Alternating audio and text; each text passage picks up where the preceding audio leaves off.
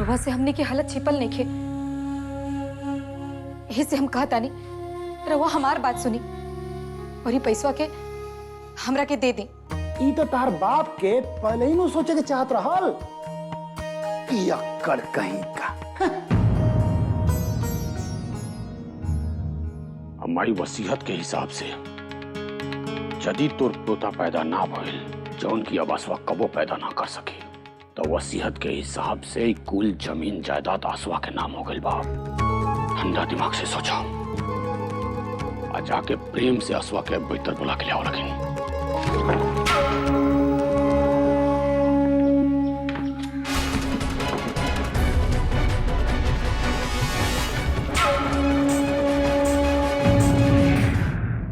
तोहनी के हमनी के मूड़ी पर पत्थर फोड़ने लगे,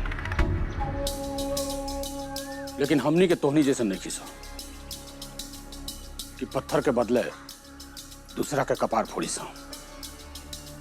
वैसे आशा जन बीत गल तन बात गई, ओकरा के भूल जा और घर के अंदर चला।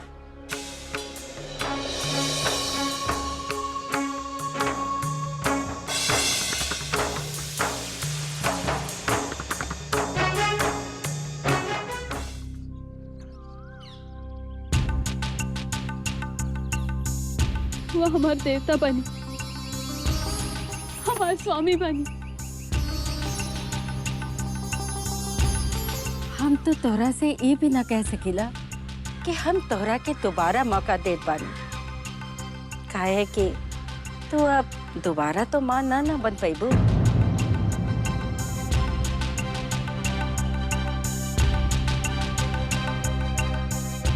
हमार किस्मत में पोता न रहे और का कहे। चला भीतर चला।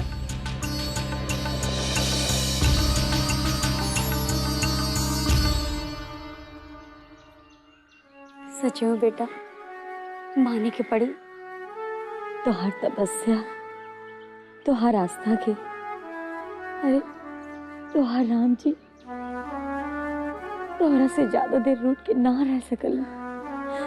ये तो आज हमने अपनी आंख से देख लेना।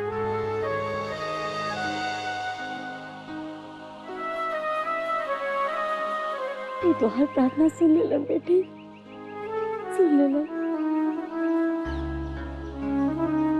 चला अपन घर के भीतर चला। चाची जी रवा रुकी, रवा का भीतर जाता नहीं। सुना लोगन, आज के बाद तू लोगन के एजा आवे के कोनो जरूरत नहीं के।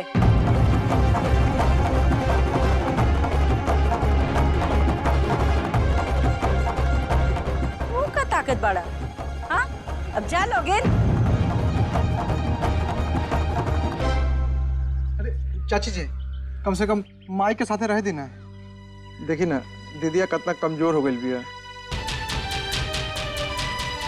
बस तेरा बहुत देखभाल की जरूरत बा। अच्छा यदि तारा अपना बहन के देखभाल के इतना चिंता बा तो रहल मेन गेट अपना दीदिया के साथ बाहर निकल जा। जितना ख्याल करे कोई, जितना देखभाल करे कोई करत रहिया।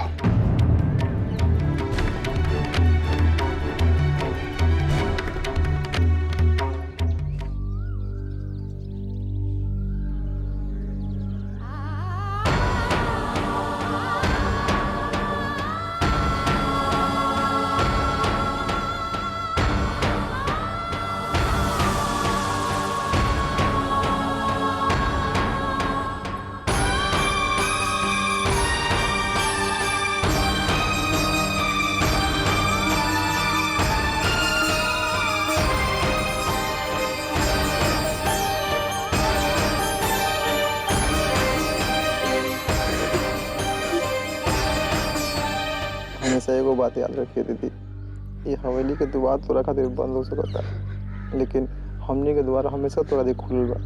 जब मन करे तब चलिए।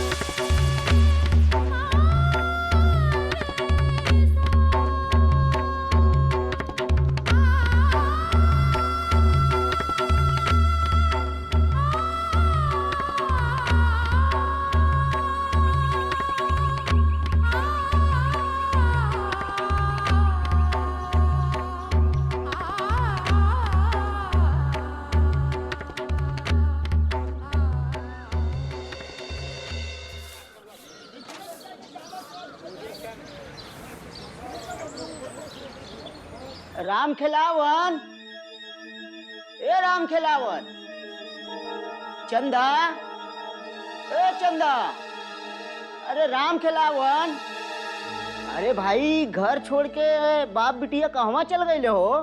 चंदा,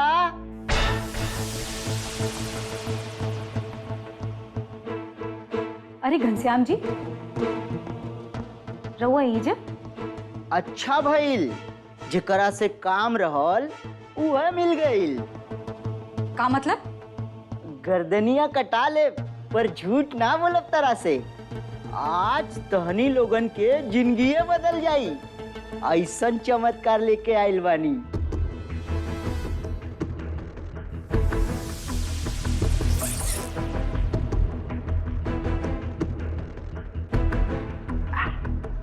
हाय देखा, 15,000, पूरा 15,000। वहीजा हवेली में गोद भराई में जौन काम करले रहलू ना, वही के भाई जौन छोड़ के चल आइल रहलू तू। ठाकुर साहब खास कह के तोहरा खातिर भेजोले बाने। 15,000, पूरा 15,000। वहीजा हवेली में गोद भराई में जौन काम करले रहलू ना, वही के भाई जौन छोड़ के चल आइल रहलू तू। ठाकुर साहब खास कह के तोहरा खातिर भेजोले बाने।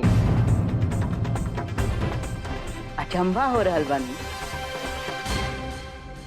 तहनी बड़ा भाग्यशाली बड़ू कि ठाकुर साहब इतना व्यस्त रहले, एकरा बाद भी तोहनी खातिर सोचे के मौका निकाल ले। ठाकुर साहब के जैसे पता लागल कि तू अपन बख्शीश ना ले लू, वैसे हमरा के बोलौले, कहने कि ई पैसा ऊ गरीब लड़की चंदा के है, मेहनत के, ले जा ओकरा के दे दा। ला रख ला। ना घनश्याम जी, राव ठाकुर साहब हमने के बारे में इतना सोचे ले, ये उनकर बड़प्पन है। बाकी हम ही कुल पैसा के ना रख पाए। का मने का कहलू? मने ई 15,000 रुपया तू ना रखबू? हाँ, ठीक सुन ला। काहे? यदि हमरा के पैसा लेवे के होई तब उहे दिन ले लेती।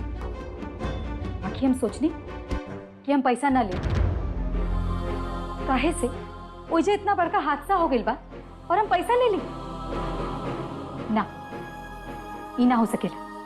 गर्दनिया कटा ले पर झूठ ना बोलक तरह से है।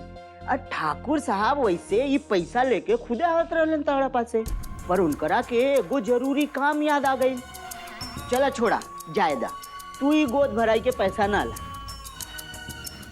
बाकी हमार मालिक एगो बात सोच के बहुते परेशान रहले, चौई नहीं तोहार गिरवी राखल घर बन ओकरा खातिर।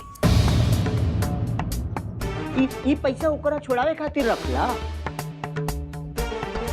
ना तो तू अकेले लड़की ई झोपड़ी में रहे वाली, अब कहवा से पैबू इतना पैसा? अब कैसे अपन घर छोड़ा पैबू बताओ हमरा के।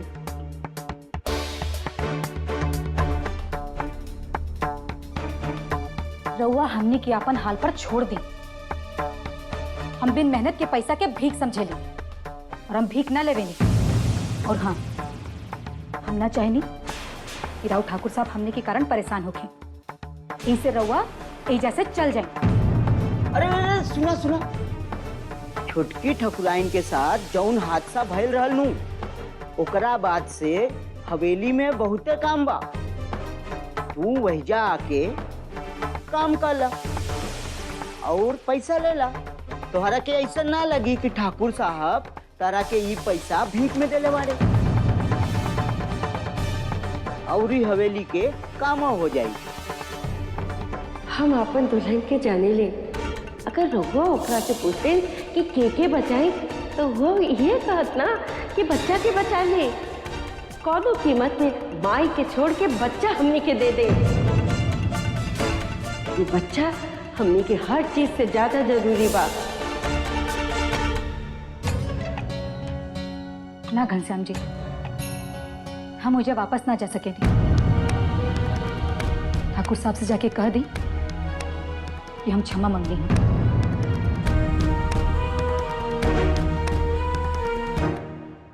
अब हमरा खैर नहीं के। ठाकुर साहब कहले रहलन कि कैसहू करके चंदा के उनकरा लगे लेके आए के होकी।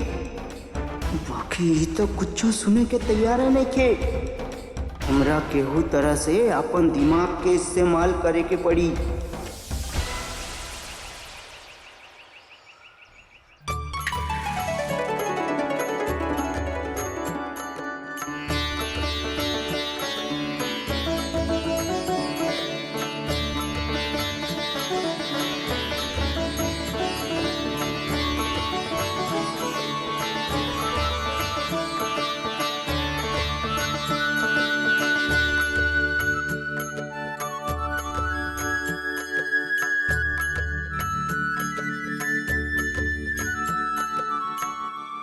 बहुत बहुत धन्यवाद राम जी। हमरा अपन ही छोटा सुन स्वर्ग में फिर स्थान दिला देला। हमार गलती से जौन हादसा भइल ओकर असर हमार परिवार पर ही मत आवे दिया भगवान। हम अपन ही परिवार के खुशी खातिर कुछो करब। हमरा के शक्ति दी राम जी।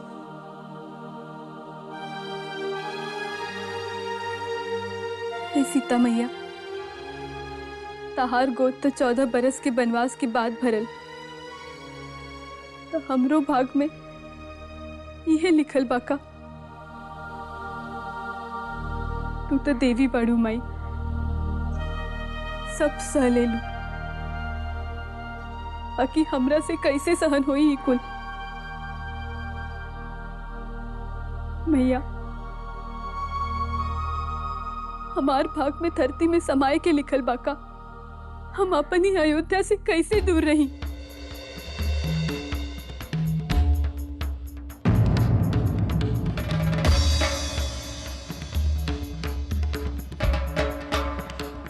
चलो सुमन,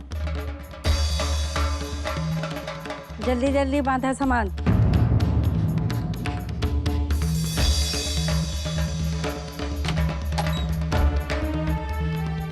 अम्मा जी,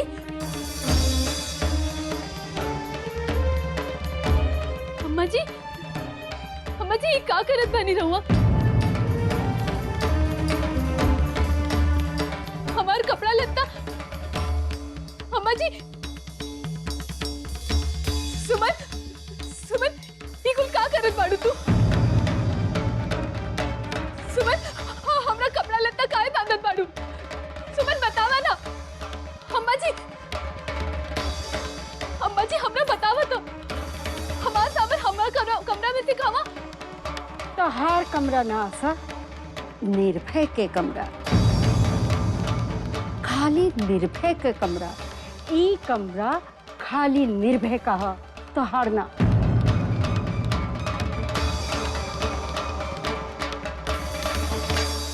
ई कमरा खाली निर्भय का है, तो हार ना।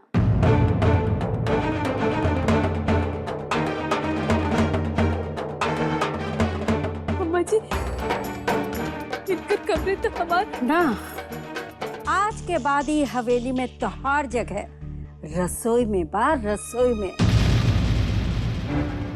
तो विचार है बू, निर्भय जैसन पवित्र आदमी के कमरा में तोहार जैसन अपवित्र औरत के जगह ना बा।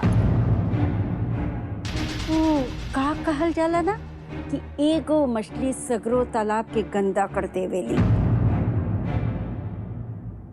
और हम ना चाहिला कि तू एकरा के और ही गंदा करा। और इन भइयो नहीं खन चाहत कि तार मनहूस चेहरा उ देखस। तो आज के बाद तू रसोई में रहो। अम्मा जी, रवा ऐसा एकदम चुप।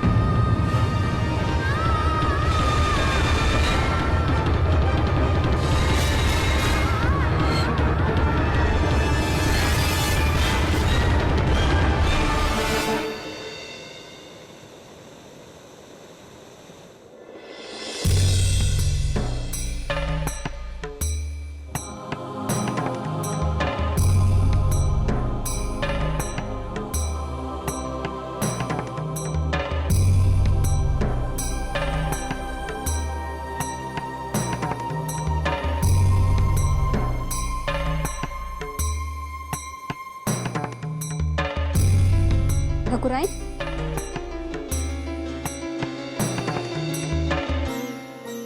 अब हमारे स्थान यही जे बाईमती।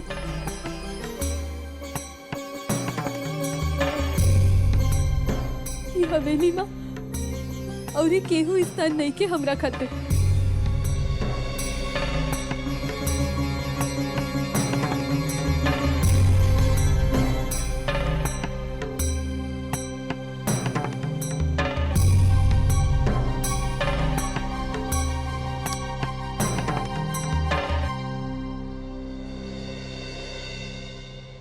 एजा हम तोरा के कोनो दुख ना होबे देव ठाकुराइन।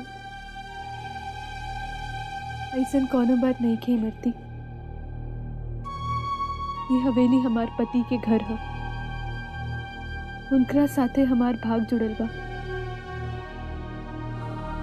हमार स्थान हुआ बा जहाँ हमार पति के बा। यही से हम वही जे रहब। हमरा मालूम बा हमरा के अपन गलती के सजा भुगते के हुई, वो हम भुगते। बाकी तब हो अपन पति के दिल जीते के कोशिश ना छोड़ब। हम अपन गलती से अपन पुरान स्थान मिट्टी में मिला देनी। बाकी अपन कोशिश से वह पुरान स्थान फिर हासिल कर ले। देवी माई रउआ की शक्ति दे।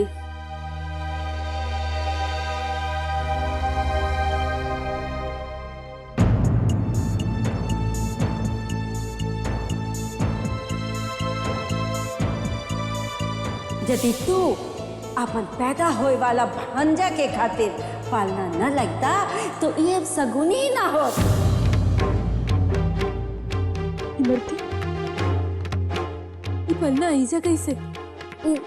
मालकिन रखवाई रहली।